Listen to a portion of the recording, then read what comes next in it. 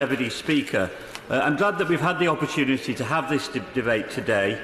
And like other honourable members, I want to focus my remarks on the impact these changes could have on those with epilepsy, and thank SUDEP Action, as my honourable friend has mentioned, for the work that they have done to bring these concerns to the fore. And can I say I also agree with many of the concerns that my right honourable friend expressed in his opening remarks.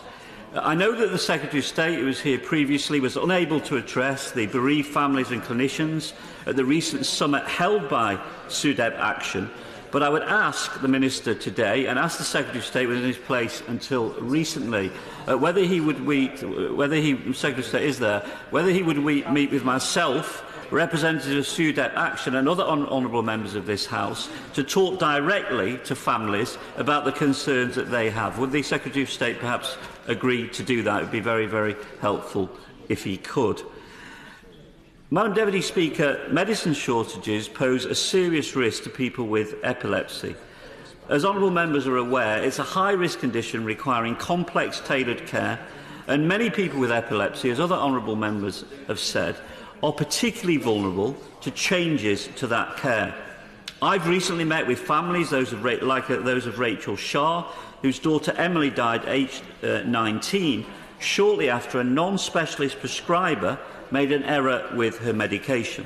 The family and the non-specialist were entirely unaware of the risks of sudden unexpected deaths in epilepsy, and the error wasn't noticed. Quite shocking, Madam Deputy Speaker.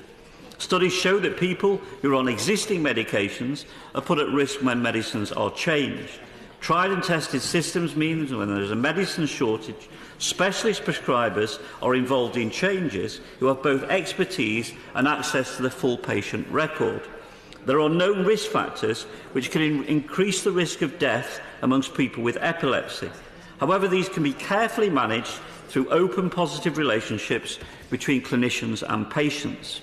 These clinicians have had responsibility often for patients' medication, worked up with the patient, often for many, many years. The serious shortage protocols passed under the Human Medicines Amendment Regulations of 2019 gives pharmacists the right to supply a different quantity or pharmaceutical quality of medicine in the event of the country experiencing a serious shortage of prescription-only medicines.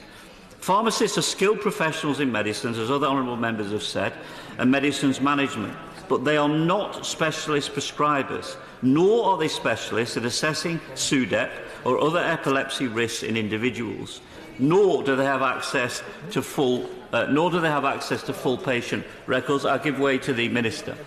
I just, with your indulgence, Madam Deputy Speaker, I'd just like to reassure the honourable member for North Norfolk and the honourable gentleman. We don't consider that treatment for epilepsy would be appropriately covered by a serious shortage protocol for exactly the reasons that both honourable members have outlined, which are that this is specialist prescribing and very bespoke to the patient.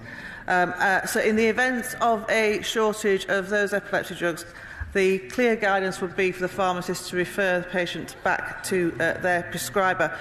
The shortage protocols will be very tightly defined within given circumstances as to what appropriate drug would be an alternative treatment. But these are by no means meant to be very one-size-fits-all. I thank the Minister for that reassurance.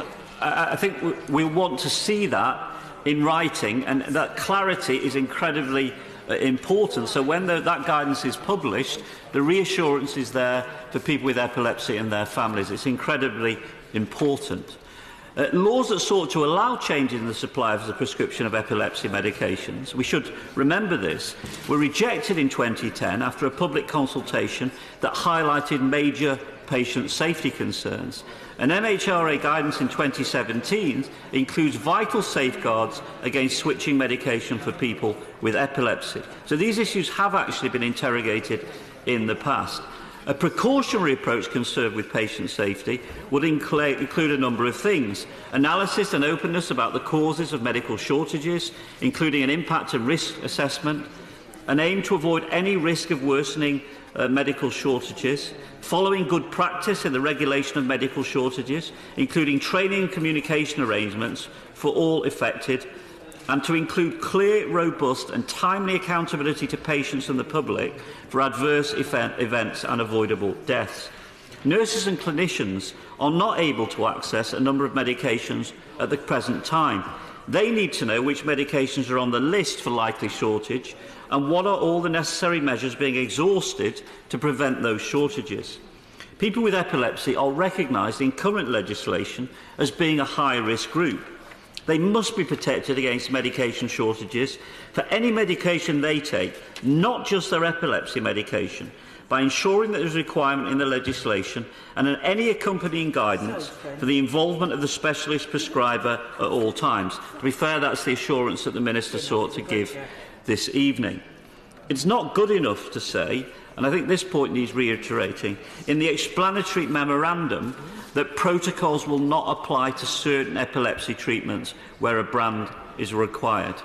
Any change to the MHRA 2017 guidance on epilepsy medication should be avoided, though if it is required due to serious shortage, it must be following public consultation with the involvement of the third sector and patients. And I think one of the problems with the debate tonight is it seems to me that patient groups feel they've been excluded from this process thus far. And I urge the Minister, in the spirit that she's engaged this evening, that if the Secretary of State isn't willing to make SUDEP Action or doesn't have the time, perhaps the Minister will agree to do so with myself and other honourable members. I also want to say that the Government should look to make publicly available the list of medications at risk of shortage. People living with long-term health conditions and their clinicians knowing about serious shortages which may affect them provides opportunities for them to feed into any consultations and debate. An early warning system to prescribers is absolutely essential. This must, however, be extended to all specialist prescribers. Many are on the front line trying to ensure continuity of medication for patients and can provide the necessary reassurance to patients if they're aware of potential shortages. We shouldn't forget, Madam Deputy Speaker, the anxiety that this will cause amongst already extremely vulnerable people, which can lead to further health problems. So we really do need to see all those involved in this chain in a position, where appropriate, to offer clarity, maximum information and reassurance. It's also important that the Government should publish an operational framework and guidance to ensure good practice guidelines for managing medicine shortages within a safe framework, with a commitment by the Government to patient-centred and shared care decision-making. And, Madam Deputy Speaker, perhaps this is the most important point that's been made by other honourable members. It's still not clear, Minister, where accountability lies in the case of an adverse event or worse, a death, where there's been a failure of continuity of supply lines. It is not clear where accountability lies. Now, this is an issue that's been highlighted by the Pharmaceutical Defence Association, which obviously are very concerned about the negative effect potentially on pharmacists. But the greater concern is the potential effect on patients and families at risk. In conclusion, Madam Deputy Speaker, this law is not simply another complication caused by Brexit, but it may present serious challenges for many years to come. It is first and foremost about patient safety, and in those circumstances, the Government really do need to take appropriate time and care over these decisions. Good, Madam. Madam